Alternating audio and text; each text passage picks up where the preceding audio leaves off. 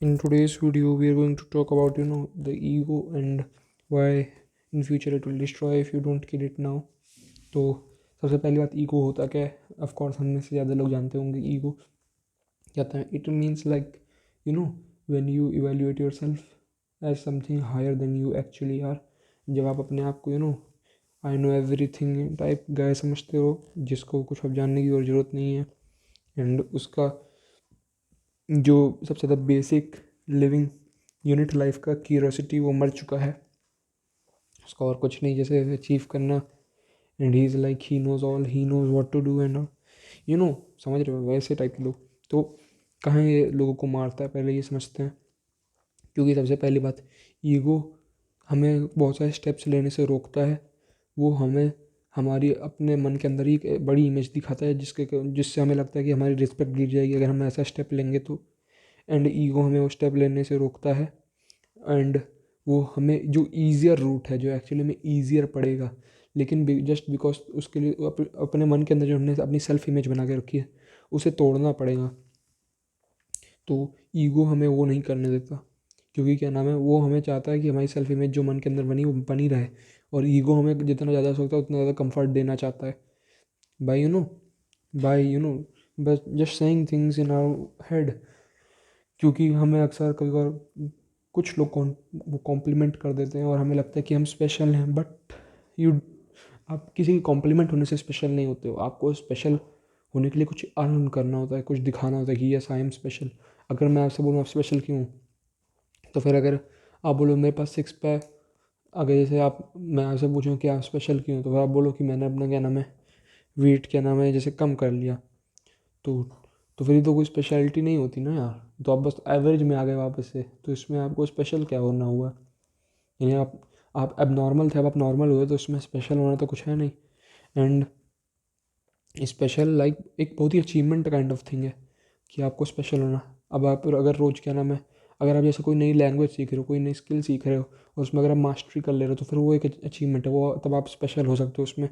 But जब तक आपको कोई रिकॉग्नाइज ना करे उसके लिए कोई बहुत ही अपर अथॉरिटी जैसे कि मान के चलो जब तक आपको उसके लिए कुछ यू नो पैसा ना मिलने लगे. यानी स्पेशलिटी ऐसी चीज़ जो आपको अर्न करनी होगी, जो आपको मिलेगी नहीं, आपको लेनी होगी वहाँ जाके.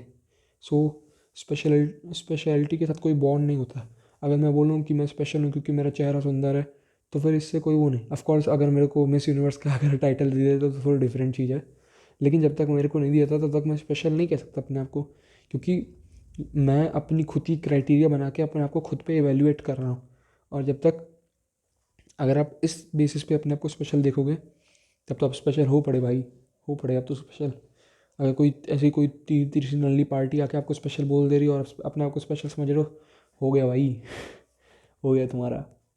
स्पेशल कभी नहीं हो पाओगे. एंड स्पेशल ऐसा भी नहीं होता कि हम लोग होते भी नहीं क्योंकि स्पेशल एक्चुअली में अपने आप में ही एक बहुत ही स्पेशल शब्द है. And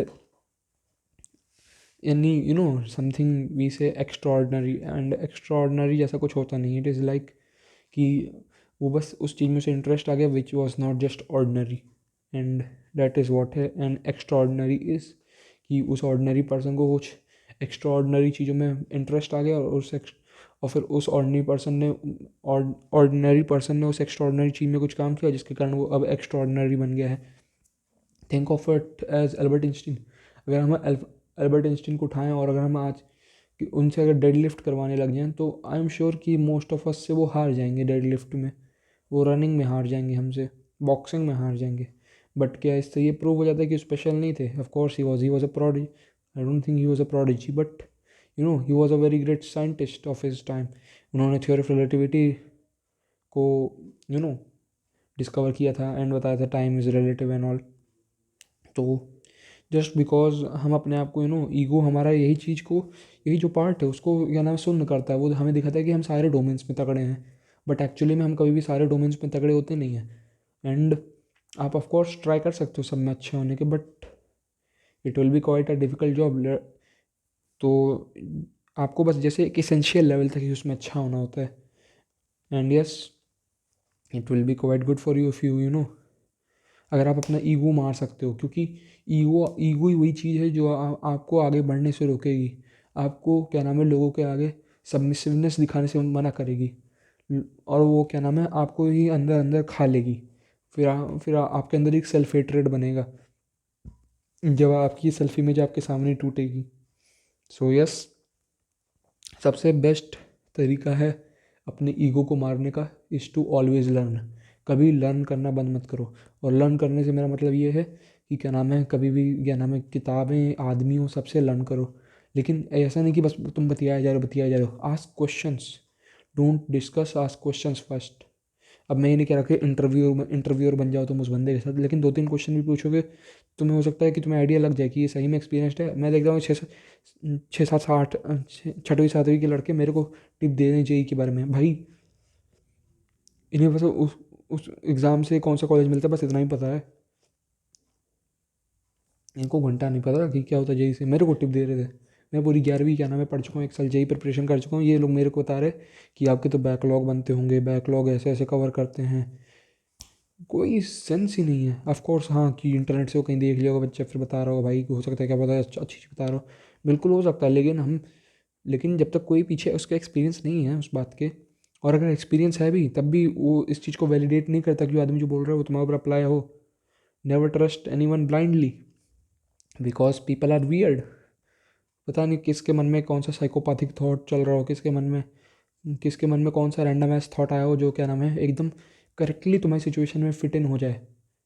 because thoughts are also weird and people are also weird. दोनों चीज़ें वियर्ड्स हैं, तो weird weird there we go weird का स्क्वायर।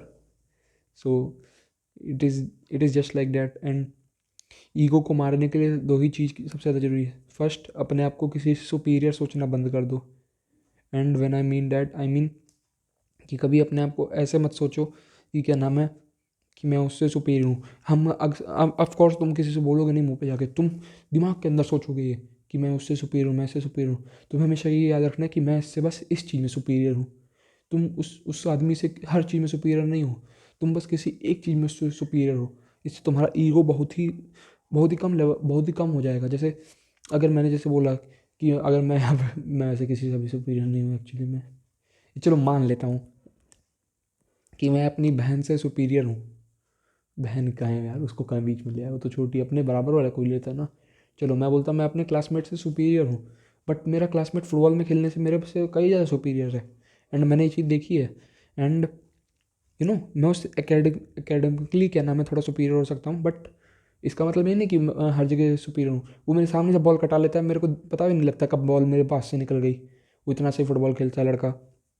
तो हमें हमेशा लर्न करना चाहिए उसको देख देख के। मैं भी थोड़ा मोड़ा फुटबॉल खेलना सीख रहा हूँ कि वो उसके लेग मूवमेंट को देखता हूँ कैसे वो करता है एंड ऑल। ऑफ कोर्स उतना मास्टरी तो नहीं मेरी, but I can try at least, because that is all that matters, trying.